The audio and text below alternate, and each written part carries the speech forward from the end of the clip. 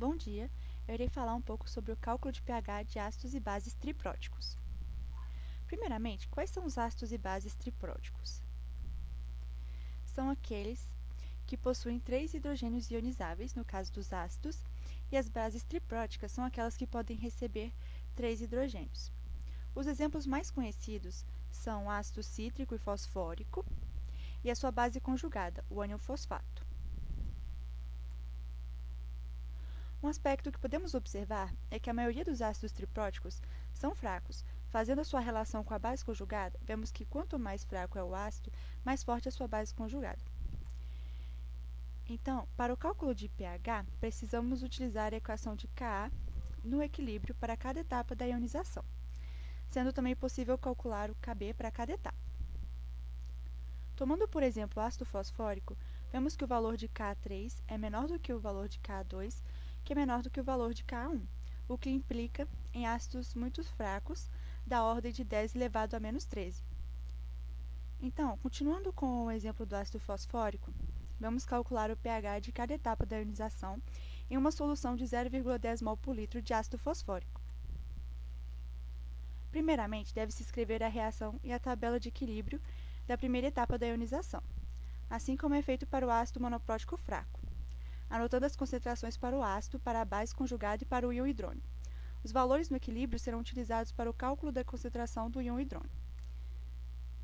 Agora, utilizamos os valores encontrados no equilíbrio na fórmula de Ka. Realizando o teste de alfa, o valor x é muito maior do que 5% de 0,10 mol por litro.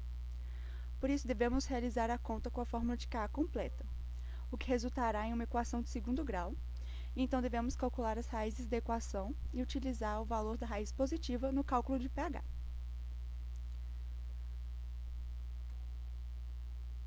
Para a segunda etapa de ionização, devemos fazer a tabela com base nos valores encontrados na primeira etapa, e posteriormente substituí-los na fórmula de Ka. Fazendo isso, vemos que x será igual a Ka, e então substituímos o valor encontrado para encontrar a concentração do íon hidrônio, pois o valor de x encontrado é da concentração da base. Porém, como o valor de Ka é muito baixo, quase não alterará o valor da concentração do íon, sendo então a mesma concentração de pH da etapa anterior.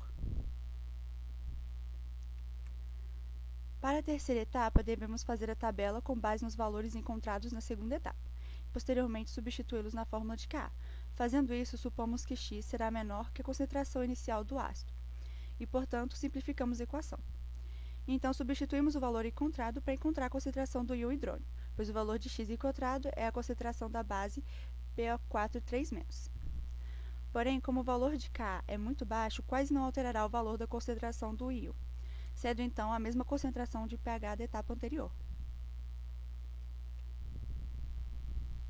No entanto, também é possível encontrar o valor de pH utilizando a concentração da base conjugada triprótica, fazendo a relação da concentração dos íons OH- com o íon hidrônio, por meio de Kw. Assim, realizando o log do valor encontrado, fazemos a relação do pH com pOH e encontramos o valor de pH. Uma aplicação para o cálculo de pH de ácidos e bases tripróticos é para a avaliação de acidez em frutas cítricas, pois elas contêm o ácido cítrico que é triprótico. Neste trabalho, o pH foi determinado diretamente, pelo fato da amostra ser líquida com um aparelho digital. Os resultados das análises mostraram que os valores de pH e acidez total no ácido cítrico nos 3 sabores de polpa estão dentro do padrão da identidade e qualidade estabelecidos no Brasil.